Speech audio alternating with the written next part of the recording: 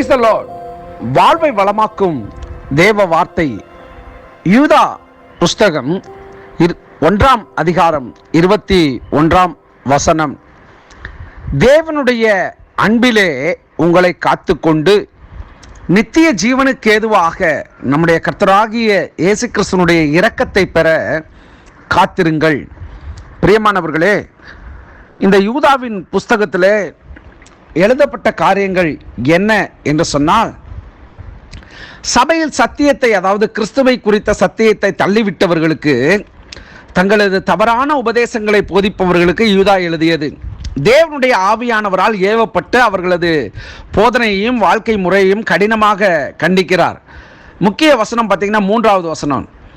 பரிசுத்தவான்களுக்கு முடிவாக ஒப்பு கொடுக்கப்பட்ட விசுவாசத்திற்காக துணிவோடு போராட வேண்டும் என்று இங்கே யூதா கூறுகிறார். இன்றைக்கு கிருபையின் உபதேசம், நான் மறுபடியும் இந்த வார்த்தைகளை சொல்லுகிறதற்கு காரணம் என்னவென்று சொன்னால், நூதனமான உபதேசம், துரு உபதேசம், கள்ள உபதேசம் என்று சொல்லக்கூடியதான காரியங்கள் இன்றைக்கு மலிந்து போய் கிடக்கிறது. அப்படி என்றால் ஜனங்களுடைய பாவங்களையும் ஜனங்களுடைய தவறுதலையும் தப்பிதங்களையும் சுட்டி காண்பிக்காத, அல்லது அவர்களை அவ்வழியிலிருந்து விடுவிக்க கூடாதபடிக்கு இன்றைக்கு அநேக சபைகள் அவர்களுக்கு வளைந்து கொடுப்பதை போல் அநேக ஊழியர்கள் அப்படிப்பட்ட காரியங்களை செய்து கொண்டிருக்கிறார்கள். இதைத்தான் அப்போஸ்தலனாகிய யூதா அவர் இங்கே வலியுறுத்துகிறார்.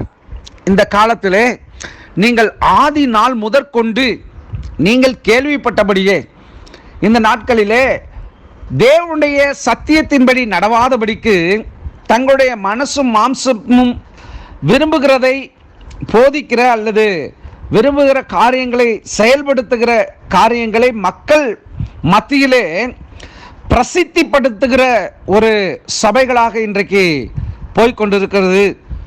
இவைகளிலே தேவ பிள்ளைகள் எப்படி இருக்க வேண்டும் என்று சொன்னால், பின்மாற்றத்திற்கு நேராக சத்தியத்தை விட்டு விலகி போகிறவர்களாக போகாதபடிக்கு தேவனுடைய அன்பிலே அவர்களை காத்துக்கொண்டு நித்திய ஜீவனுக்கு ஏதுவாக நம்முடைய கர்த்தராகிய இயேசு கிறிஸ்துவினுடைய இரக்கத்தை பெற, அவர் நம்மேல் இரக்கமுள்ள தெய்வமாய் இருக்கிறார். அந்த இரக்கத்தை விட்டு வழி விலகி போகிறவர்களாய் போகாதபடிக்கு நாம் நம்மை மாம்சத்தால் கரைப்படுத்திக் கொள்ளாதபடிக்கு, அவருடைய சன்னிதானத்தில் வலுவாதபடிக்கு நாம் நம்மை காக்கவும், அவருடைய மகிமையுள்ள சன்னிதானத்தில் மகிழ்ச்சியோடு மாசற்றவர்களாய் நிற்கும்படியாக நாம் நிற்க தேவன் நம்மை தகுதிப்படுத்துவாராக. இந்த யூதாவின் புஸ்தகத்தை ஒரே ஒரு அதிகாரம்தான் நீங்கள் வாசித்து பாருங்கள். இதிலே சொல்லப்பட்டிருக்கிற காரியங்களை நீங்கள் நன்றாக அறிந்து கொள்வீர்கள் என்று சொன்னால், இன்றைய கிறிஸ்தவ சமுதாயம் அல்லது கிறிஸ்தவ விசுவாசிகள், ஆவிக்குரியவர்கள் பின்மாற்றத்திற்கு போகிறதற்கான அநேக காரியங்களை தங்கள் வாழ்க்கையிலே தெரிந்து கொண்டு, இவைகள் தவறு அல்ல, இவைகள் பாவங்கள் அல்ல என்று சொல்லி அவர்களுடைய மனமும் கண்களும் குருடாய் போய் இருக்கிறது. கர்த்தர் இவைகளிலிருந்து அப்படிப்பட்ட ஜனத்தாருக்கு ஒரு பெரிய விடுதலையை தேவன் தர வேண்டும். இந்த நாளிலே பிரியமான தேவனுடைய பிள்ளைகளே, இந்த வார்த்தைகளை நீங்கள் வாசிக்கிறதற்காக மாத்திரம் நான் சொல்லவில்லை, இது என்னுடைய பாரமாகவும் இருக்கிறது. இன்றைக்கு அநேகர் தங்களுடைய வாழ்க்கையை கிருபை, நான் ஒன்று சொல்லுகிறேன் மறுபடியும், கிருபை என்பது நான் விரோதமான சத்தியம் என்று நான் சொல்லவில்லை. அந்த கிருபையை துர்ப்பிரயோகம் அல்லது அந்த கிருபையை தவறான முறைகளிலே பயன்படுத்திக் கொள்கிறார்கள் என்பதை நான் வலியுறுத்துகிறேன்.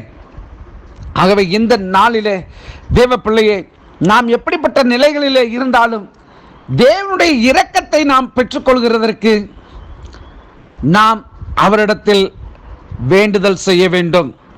ஜெபிப்போம். பரிசுத்தமுள்ள நல்ல தகப்பனே, ஆசீர்வாதமான இந்த நாளிலும் ஆண்டவரே, எங்கள் வாழ்விலே ஆண்டவரே, நாங்கள் உம்முடைய இரக்கத்தை பெற்றுக்கொள்கிறதற்கு எங்கள் பாவ வாழ்க்கையை விட்டு விலகி ஆண்டவரே, நூதனமான உபதேசத்திற்கும் கள்ள உபதேசங்களுக்கும் எங்கள் செவிகளை நாங்கள் சாய்க்காதபடிக்கு சத்தியத்திற்கு மாத்திரம் நாங்கள் சாட்சி உள்ளவர்களாய் ஜீவிக்க எங்களுக்கு உதவி செய்யும். இந்த நாளிலே ஒவ்வொரு குடும்பத்தாரையும் விசுவாசிகளையும் தேவ பிள்ளைகளையும் ஆசீர்வதிக்கிறேன். உம்முடைய பாதுகாப்பு இருக்கட்டும். இந்த நாளிலே உம்முடைய பிள்ளைகளை நீர் சுகமாய் நலமாய் வளமாய் நீர் வாழ்ந்திருக்க செய்வீராக. உம்முடைய கிருபையின் கரத்திலே ஒப்புக் கொடுக்கிறோம். ஆசீர்வதி இயேசுவின் நாமத்தில் பிதாவே. ஆமென். ஆமென். God bless you.